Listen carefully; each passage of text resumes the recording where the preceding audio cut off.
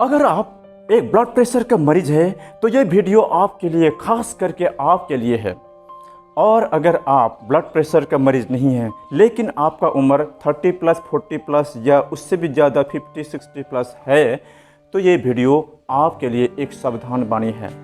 तो नमस्कार दोस्तों, मैं हूं एन लिंबू और स्वागत करते हैं आपको अवेयरनेस ज़िंदगी में। तो दोस्तों, अब तक तो आपको पता चल ही गया होगा कि आज मैं कौन से टॉपिक्स के बारे में वीडियो बनाने जा रहा हूं।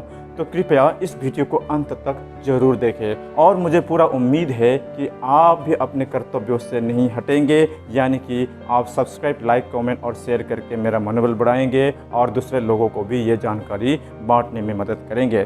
तो चलिए शुरू करते हैं आज का यह वीडियो। दोस्तों, आज हम सबसे पहले चर्चा करेंगे कि ब्लड प्रेशर का मेजरमेंट लेने के तरीका के बारे में, क्योंकि पहले ज़माने में पहले की तरफ हम क्या करते थे, एक ही बाजुओं में ब्लड प्रेशर का वो मेजरमेंट करते थे, लेकिन एक ही हाथों में करने से जितना अच्छा रिजल्ट आता है, अब एक रिसर्च के मुताबिक पता चला है कि दोनों हाथों से अगर दाएं और बाएं के मेजरमेंट लेंगे तो आपका ब्लड प्रेशर का रिजल्ट बहुत ही अच्छा निकलेगा, क्योंकि उसके रिजल्ट के मुताबिक आपका भविष्य, आपका स्वास्थ्य का एक सही आंकड़ा आपके हाथों में कुंडली की तरह आ जाता है। जैसे कि कोई पंडित आपको आपका कुंडली बता सकता है, ठीक उसी तरह आपके दोनों बाजुओं का, दोनों हाथों का ब्लड प्रेशर का मेजरमेंट आने वाले भविष्य में आपका स्वास्थ्य कैसा रहेगा उसका एक निचोड़, एक रिजल्ट आपके हाथों में वो निकल कर आ जाएगा। यानी कि दाएं हाथ और बाएं हाथ के बीपी का फासला अंतर 10 होगा या उससे ज़्यादा होगा तो आपका आने वाले स्वास्थ्य आपके बहुत खतरे में है, तो उससे पहले आप सावधान हो जाइए। तो अगर आंकड़ा 10 या 15 या उससे भी ज़्यादा हो तो आपका सबसे पहले अपने शरीर में उसका सिम्टम्स देखने को मिल जाएगा। तो इससे सबसे पहले आपको कौन सा बीमारी हो सकता है उसका एक नज़ारा आपके शरीर में और सिम्टम्स के हिसाब में देता रहेगा। तो इसलिए आपको सावधान हो जाना चाहिए। तो हमें कुछ पॉइंट्स के हिसाब से हम इसको डिटेल्स में चर्चा करेंगे। तो यह है ब्लड प्रेशर का सही पैमाना क्या है। स्वस्थ शरीर में ब्लड प्रेशर लेवल कितना होता है, 120 या 120 डिवाइडेड बाई 80। तो इसमें क्या होता है, ऊपर के बीपी लेवल को सिस्टोलिक कहते हैं और नीचे के बीपी लेवल को डायस्टोलिक कहते हैं, जिसे हम आम भाषा में अपर बीपी कहते हैं और लोअर बीपी कहते हैं। अपर बीपी 120 और लोअर बीपी 80 होता है। तो अब ये सिस्टम भी बदल चुका है, जैसे बीपी का मेजरमेंट लेने का तरीका बदल चुका है, इसी तरह इसका मेजरमेंट का, ब्लड प्रेशर का पैमाना भी बदल चुका है। अब नॉर्मल रेट में क्या होता है, सिस्टोलिक 130 जिसकी जगह पहले 120 था और डायस्टोलिक 80 था, अब 90 हो चुका है। तो ये 120/80 जो एक नॉर्मल बीपी कहा जाता था, आज के ज़माने में 130/90 को नॉर्मल बीपी कहा जाता है आजकल, क्योंकि जैसे जैसे समय बदलता जा रहा है उसी तरह इंसान के शरीर में ज़्यादा खाने की मात्रा, लाइफस्टाइल बदल चुका है, समय नहीं रहता है, ज़्यादा बिजी रहता है। इसीलिए आजकल के ज़माने में लोगों के बीच में 130 और 90 का प्रेशर नॉर्मल हो चुका है।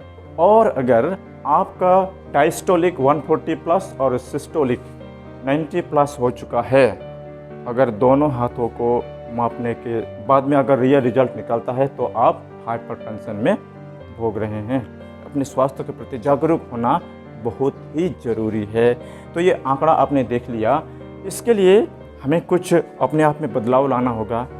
एक रिसर्च के मुताबिक पाया गया है कि भारत में अभी तक 20 करोड़ 70 लाख लोगों को ये पता नहीं चलता है कि उनके बीपी के लेवल क्या है और उनका बीपी कौन सा हिसाब में अभी तक काम कर रहा है।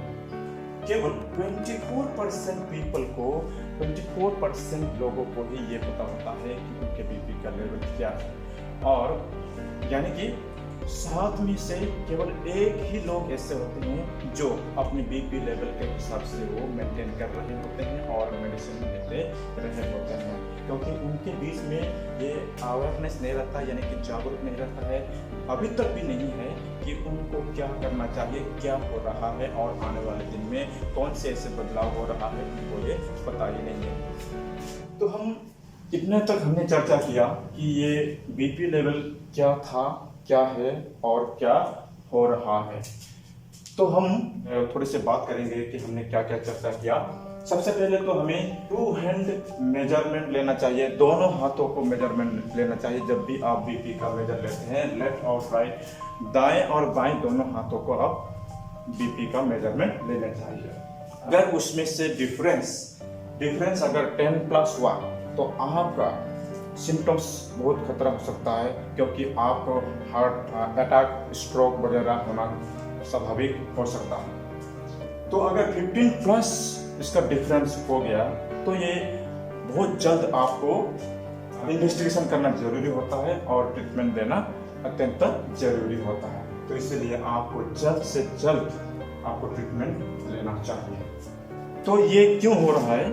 क्योंकि अगर हम सही तरह से देखेंगे, जैसे जैसे हमारा लाइफस्टाइल बदल रहा है उसी तरह से हमारा जो ब्लड का जो एक वे होता है, वो ब्लड वेसल्स जो होता है वो सिकुड़ जाता है, ब्लड का नली जो होता है वो सिकुड़ जाता है, जिसकी वजह से हम सही तरह से ब्लड के अंदर में सही ब्लड को मेंटेन नहीं कर पाते हैं। तो ब्लड भी गाढ़ा हो जाता है खान पान ठीक नहीं होने की वजह से, और जो ब्लड का नली है वो भी सिकुड़ जाती है, जिसकी वजह से वो ब्लड सही जगह पर सही समय पर नहीं पहुंच पाता है, जिससे हमें स्ट्रोक और बीपी का परेशानी हो सकता है और हो रहा है। अब हम चर्चा करेंगे ब्लड प्रेशर को कैसे मेंटेन किया जा सकता है, कैसे कंट्रोल किया जा सकता है। सबसे पहले हम बात करेंगे डेली वर्कआउट करना चाहिए, मतलब रेगुलर एक्सरसाइज करना चाहिए। दूसरा है फ्रेश फूड लेना चाहिए, हमें हरी ताजगी भरा वो खाना हमें हमेशा लेना चाहिए। उसके बाद आपके खाने में नमक का परिमाण कम करना चाहिए, यानी कि सोडियम क्लोराइड थोड़ा कम लेना चाहिए। और उसके बाद है अल्कोहल और स्मोकिंग से हमेशा दूर ही रहना चाहिए, क्योंकि यही बीपी बढ़ाने का सबसे बड़ा शत्रु है। उसके बाद है हमें स्ट्रेस, तनाव से दूर रहना चाहिए, मतलब तनाव को कम करना चाहिए। जितना तनाव कम करेंगे उतना ही आपका बीपी लेवल कम होता है। और इसके बाद है आपके वजन पर आपको कंट्रोल करना चाहिए। तो ये रहा आपके अपने शरीर के बारे में, आपके अपने शरीर में हुए बीपी का कंट्रोल करने का एक सही तरीका। अगर आप इन सभी तरीकों का रेगुलर इस्तेमाल करेंगे, रेगुलर इसके ऊपर अमल करेंगे, तो आप ब्लड प्रेशर के जो एक परेशानी है, बीमारी है, उससे आप निजात पा सकते हैं। तो दोस्तों ये रहा ब्लड प्रेशर के बारे में दी गई जानकारी। अगर आपको ये वीडियो पसंद आया तो कृपया इस वीडियो को आप सब्सक्राइब, लाइक, कमेंट और शेयर करके मेरा मनोबल बढ़ाएं, क्योंकि आपको मैं हमेशा स्वास्थ्यवर्धक, ज्ञानवर्धक और जागरूकता वाली वीडियो हमेशा अपलोड करते रहता हूँ। आपको खिदमत में मैं हमेशा पेश करते रहता हूँ।